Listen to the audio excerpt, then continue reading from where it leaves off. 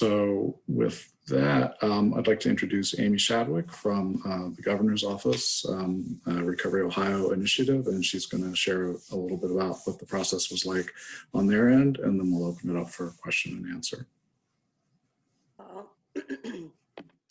Hi, everybody. As Paul said, I'm Amy Shadwick. I'm from Recovery Ohio.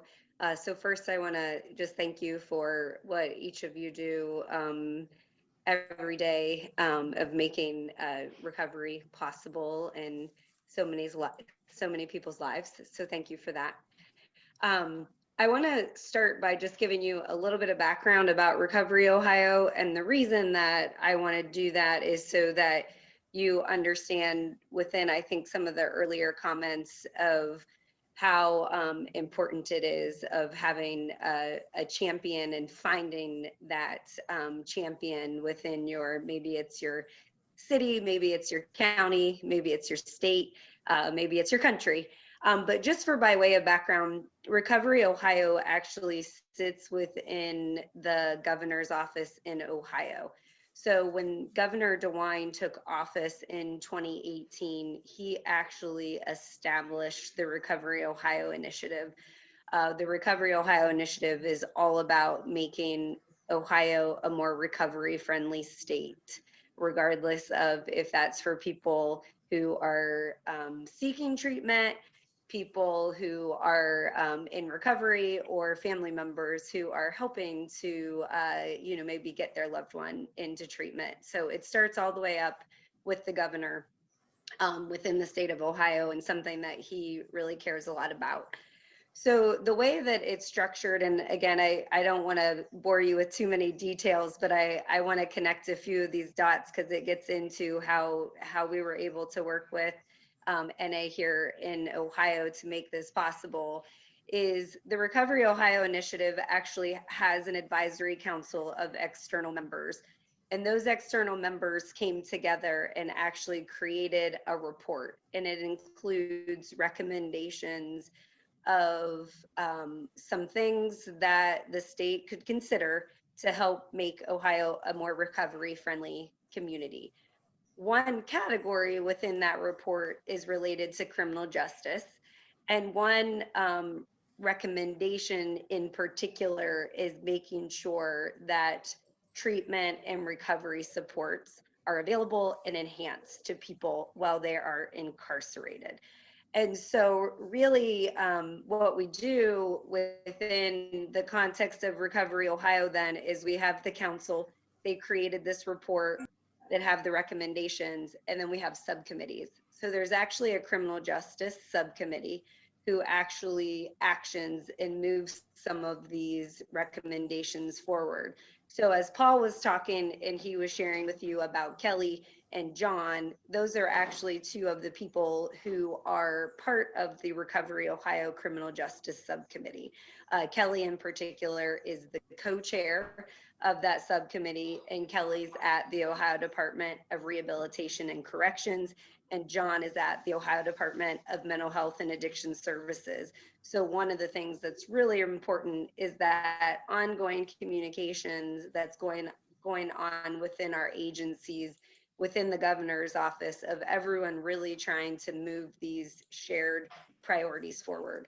So I really wanted to give you a little bit of context of within Ohio, how it's structured, and also I'll talk in a minute of some keys here, because I've heard a few comments that I don't want folks to feel like if maybe this isn't situated within your governor's office or within your sheriffs or some of your elected officials.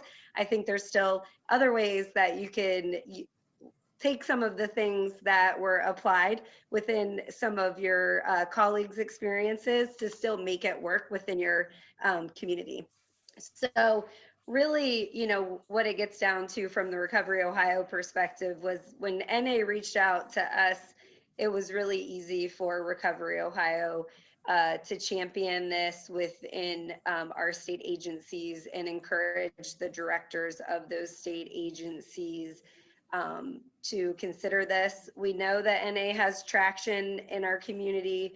We know it's a valuable recovery support, and we want everyone to have access to it. And I think one of the silver linings here, as Paul alluded to, is COVID-19 was really an opportunity for people to be able to think about things differently and maybe approach things in a creative way, maybe different than we in I will own, we in state government may not always be willing to do, or we might not be as nimble or be as open to doing it as quickly. And so I think NA did a great job of the timing of the outreach as well, in saying this is something that we can do, and we can do it now for COVID, during COVID, to make sure that we're supporting people in the recovery, because things are, you know, looking very different of what we're able to do, especially within the prison systems in Ohio. You know, they did really have to lock down and prevent a lot of that in-person interaction. So this was a great alternative that I think, again, we really want to make sure that folks were maintaining their recovery, and this was a great way to think about it. So just quickly, Paul mentioned, and I know there was a question, we actually did, they don't do extensive tracking, but they do look on the devices to see the information that's downloaded. And so I was able to get clarification. It is right, it usually is about 45,000 inmates, and they all do have access to their own individual tablets.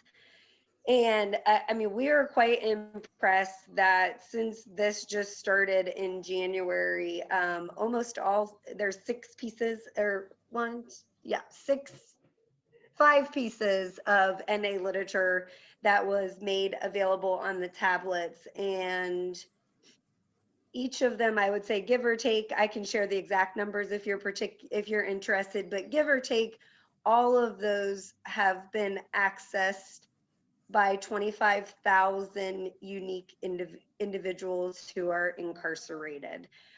So we find that to be a great example that shows that this is really needed, it's really valuable, and again, that people are using it.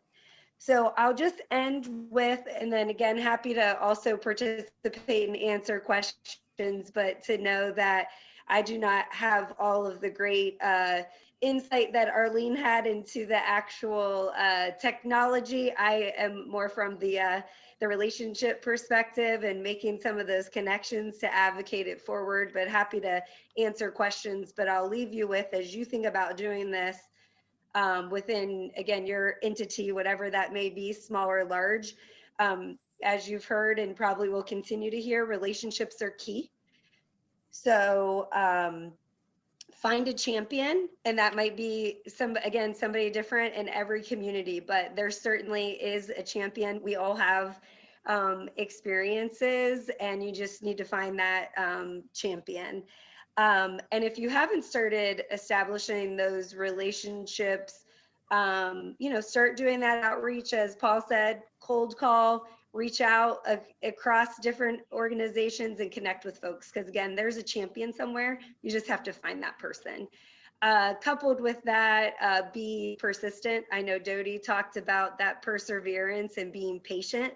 So I'd encourage you to be persistent. Sometimes within, from our perspective, state government, something we were really excited about, really want to make happen, still have to work through all the contractual things, all the legal things, the copyright things. So sometimes it takes a little longer than we might want it to. But again, find that champion, be persistent. And then the last thing I would say, as Paul said, make it easy. Make it as easy as possible. So again, the NA team that we worked with here in Ohio, they drafted the letters for us. They shared other templates. They made it as easy as possible so that if this was something that folks wanted to get behind, as Paul said, it literally was as easy as them getting this reviewed and the directors signing on the dotted line. So I really appreciate you allowing me to be here with you today. And I will also offer up, as you're having the conversations, as we talk about relationships, if it's helpful, as you're having conversations within your governments, whether it's local, state, or federal, and if you think it would be helpful for some of your partners to talk to someone in government who's championed this, who's really seen the impact, please feel free to use me as a resource.